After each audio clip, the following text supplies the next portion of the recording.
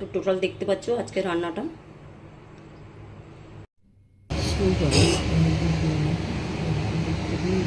অবস্থা শরীর খারাপ, এত শরীর খারাপ বলে বোঝাতে পারবো না।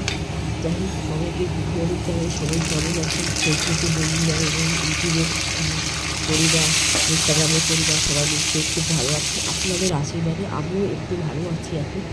তো দেখুন, অন্য বাড়িতে দেন চলে গেছি, আবার সেম রান্না শুরু করে দিয়েছি। আজকে চিড়ের পোয়া আছে, তারপরে তোমার তেল কই আছে, আরও যেমন দুটো কী ছিল আমি ভুলে গেছি।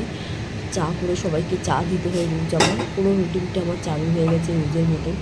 আজকে আমি এখান থেকেই শুরু করেছি।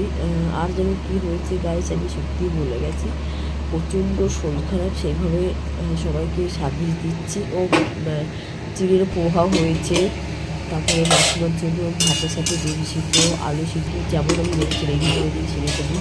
মানে ওরা এমন একটা নিজের মতন করে হয়ে গেছে, কী বলবো, আমার ছাড়া চলেই না যেন একটা। তো যাই হোক, আজকে রান্নাগুলো সব নিয়ে এসে তোমরা দেখো আর বানিয়ে দাও। তুমি কি ভাত খাবে? চিড়ের পোয়া নিয়ে নাও, চাটা নিয়ে নাও।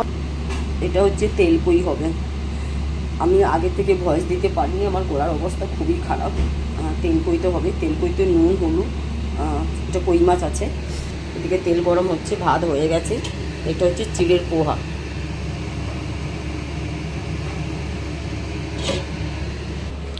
কেমন ছিল কালকে চিকেন? ভালো ছিল? বাহ। আর কি ছিল যেন? সোয়াবিন বড়ি তরকারি। সোয়াবিন বড়ি খাও না কেন গো? ভাল লাগে না? হ্যাঁ, তা ভাল লাগবে কি করে? চিড়ে পোহা খাবে না, তারপরে সুজির উপমা খাবে না, তেল কই খাবে তো?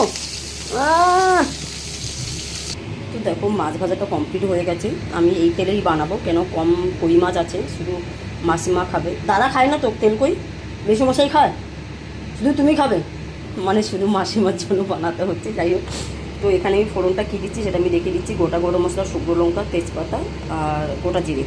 আর মশলার মধ্যে আছে নুন, গরম মশলা পাউডার, আদা, চিনি, ধনে পাউডার, লঙ্কার গুঁড়ো, জিরের গুঁড়ো, হলুদ, কাঁচা লঙ্কা আর টমেটো। একটু ঝাল দিই, অল্প। তো চলো ফোড়নটা দিয়ে দিই। একটু ঝাল ঝাল না হলে ভালো লাগে না, তাই না? তো দেখো ফোড়নটা ঠিকঠাক হয়ে গেছে। দেন এবার আমি মশলাটা অ্যাড করলাম। বলছি বাবা, 1 সেকেন্ড। একটু জল দিয়ে দিলাম। এটাকে আমি কমাতে কষাবো। এইটা হবে আলু পটলের চচ্চড়ি। এই বাড়িতে পটলের একটা রাস আছে, সেটা আমি পরে বলবো। তো দাদা কালকে পটল নিয়েছে আর বলেছে দিদি